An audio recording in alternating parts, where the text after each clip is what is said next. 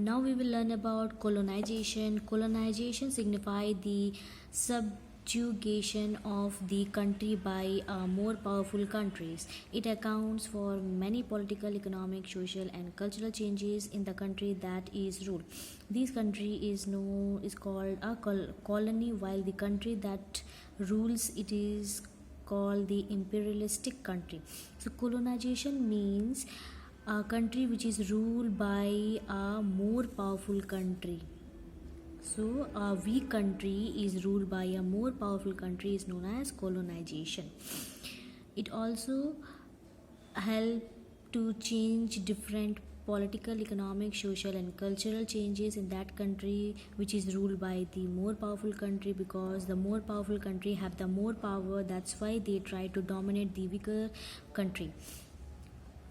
The fundamental goal of the imperialistic country is to exploit the economy of its colony and derive the maximum benefit out of it. So the main agenda or the goal of the colonization is to capture or gain as number of benefits from the colony, that means the weaker country, and exploit the economy of the weaker country. Colonization leads to poverty in the colony and brings prosperity for the imperialistic country, where domestic industries grow on the raw materials and resources drain out of the colony. So colonization, it finally leads to the poverty. That means the people, they don't have proper amount of food to eat, they don't have shelter to stay, they don't have clothes to wear. So this finally lead to the poverty in the colony, that means the weaker country, and it also bring prosperity for the powerful country who can do businesses in the weaker country and derive or capture as number of raw materials and resources, so that they can get as number of benefits. Next topic is colonization in India. In 1600, a group of English traders founded the English East India Company, that is EEIC. Remember the full form. In London, we had read in class 7 how Thomas Rio, the envoy of King James I, secured from the Mughal Emperor Jahangir certain trading rights for the merchants of the English East India Company. So when the English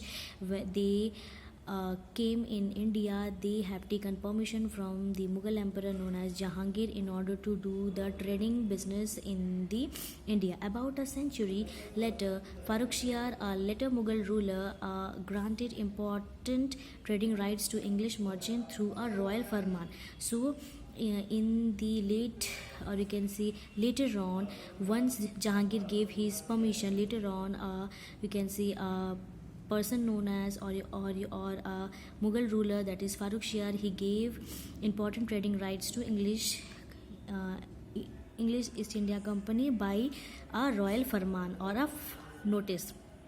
Following its victory in the Battle of Plassey in 1757, the English East India Company became the dominant political power in the Indian subcontinent. So once the Battle of Plassey took place in the year 1757, the English East India Company became the more dominant, more political power in the Indian subcontinent, and gradually most of the Indian subcontinent became part of the British rule. So slowly and gradually their main agenda was to capture as number of Indian areas in the British rule. Thus the company that came to India as a trading organization became the master of the Indian subcontinent. So when they have landed in India, they were the trading organization, but slowly and gradually they were transferred from trading organization to the master of the Indian subcontinent by capturing as number of territories of the Indian subcontinent. India became a colony of the British rule, who ruled the country till 1947. So until the year 1947, British had ruled our country. We will read about this more later in this book. So this is all about the colonization of India.